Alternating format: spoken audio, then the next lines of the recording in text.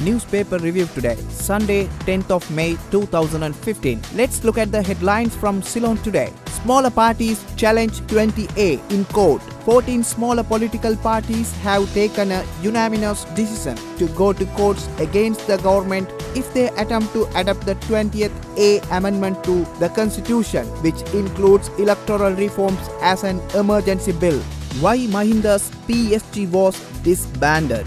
The Army Presidential Security Guard PSG units established under former President Mahinda Rajapaksa was disbanded permanently with effect from 13th April. Military spokesman Brigadier Janet Jayavira told Ceylon today. One more headline in Ceylon today, hidden story of Maitri Mahinda face to face. The long-awaited discussion between President Maithripala Sirisena and former President Mahinda Rajapaksa was held on 6th May at the President's office in the Parliamentary Complex. The dialogue went on for 1 hour from 1:40 p.m. to 2:45 p.m. Those present at the meeting said 5 topics were discussed. Next, move to Sunday Observer. Udayanga to be branded fugitive. Whereabouts unknown. SL team to visit Kiwi midweek. Interpol assistant sought for his arrest. Sri Lanka's former ambassador to the Ukraine, Udayanga Weeratunga, is to be declared a fugitive shortly as his whereabouts remain unknown. Two countries, Sri Lanka and Ukraine, are trailing him for alleged arms deals and threatening national security by collaborating with rebel forces. Midweek, a senior foreign ministry officials accompanied by a small police team is scheduled to visit Ukraine to hold discussions with Ukraine public prosecutor and others to study the possibilities of apprehending Weeratunga, who has remained at large since the Mahinda Rajapaksa government was defeated on January 9. Next, move to one more headline in Sunday Observer. For UN Human Rights Council in September. Ilambo missing reports soon. The Presidential Commission probing disappearances in Sri Lanka since 1983 will conclude its work on the missing person issue arising from the last pass of the Ilambo in the next 2 months, in time to present a report to the Human Rights Council session scheduled for September in Geneva this year. The Sunday Observer learns. No confidence against Ravi. Motion in Parliament next week.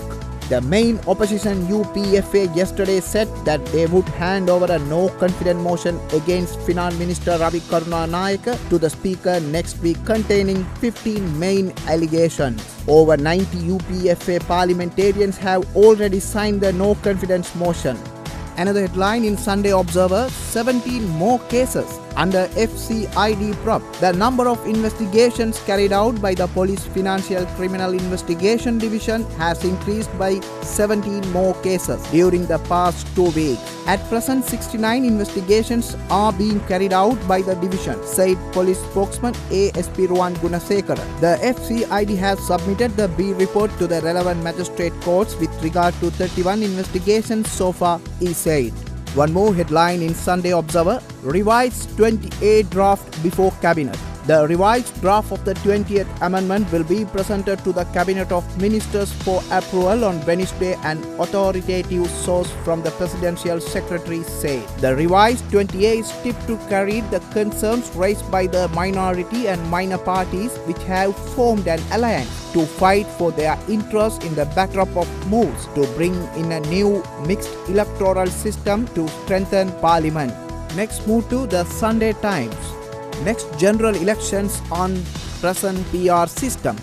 Conflicting proposals on 20th A. Dissolution likely this month with polls in July.